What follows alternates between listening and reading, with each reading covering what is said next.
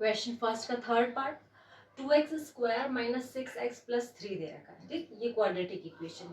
तो आप क्या करेंगे, सबसे पहले अपनी जनरल इक्वेशन से कंपेयर करेंगे। ax² plus bx plus c equals to 0। a की वैल्यू कितनी है 2, b दे रखा है -6 और c 3, ठीक है। अब हमको सबसे पहले क्या निकालना है, डिस्क्रिमिनेंट या फिर b² माइनस 4ac। पहले नेचर तो बताएं रूट्स का कि क्या है। तो b की वैल्यू है -6 स्क्वायर माइनस 4ac, मतलब a की वैल्यू है 2 और c की वैल्यू है 3। तो 4 3 ज़ा 12, 12 2 ज़ा 24, 6 6 ज़ा 36।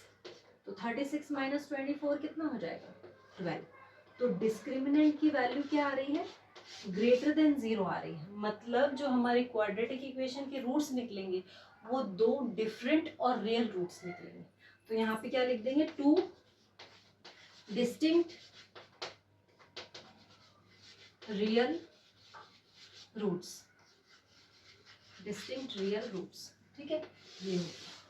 अब हमको आगे क्या करना है, जब हमारे रूट्स आ चुके हैं तो अब हमको इसको ये बताना है कि वो दो रूट्स हैं क्या। फॉर्मूला मेथड से सॉल्व करेंगे।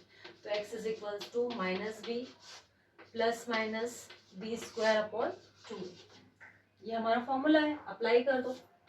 x इक्वल्स टू -b, तो b की वैल्यू क्या है -6, ये फॉर्मूले वाला माइनस, और ये जो b की वैल्यू है वो वाला माइनस, ठीक। प्लस माइनस अंडर रूट, सो यहाँ पे b² माइनस 4ac, ठीक है, ये फॉर्मूला है। अब जो b² माइनस 4ac है उसकी वैल्यू क्या है 12, तो यहाँ हमने लिख दिया 12 अपॉन 2a, 2a, तो a की वैल्यू कितनी है 2, तो यहाँ पे लिख दिया 2, ठीक है। अब इसको सिंप्लीफाई करोगे तो माइनस माइनस प्लस।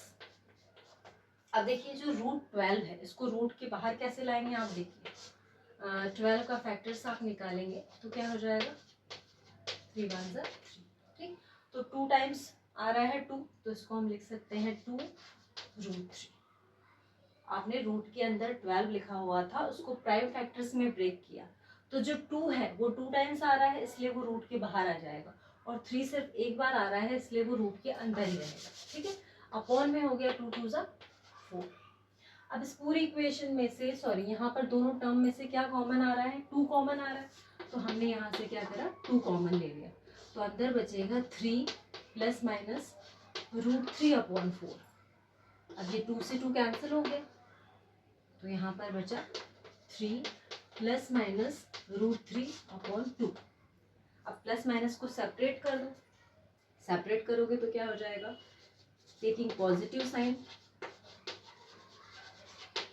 जब आपने पॉजिटिव साइन कंसीडर किया तो जो आपकी x1 की वैल्यू आ रही थी वो क्या हो जाएगी प्लस √3 अपॉन 2, ठीक है। जब आपने पॉजिटिव साइन लिया तो जो आपका फर्स्ट रूट है वो आया 3 प्लस √3 अपॉन 2, और जब आपने नेगेटिव साइन लिया, टेकिंग नेगेटिव साइन, तब आपका रूट क्या आया x2, जिसको आप लिख सकते हैं 3 माइनस √3 अपॉन 2। दूसरी बार में आपने यहाँ से नेगेटिव साइन कंसीडर किया, तो ये हमारे दो रूट्स आ गए हमारी क्वाड्रेटिक इक्वेशन के। अब सेकेंड क्वेश्चन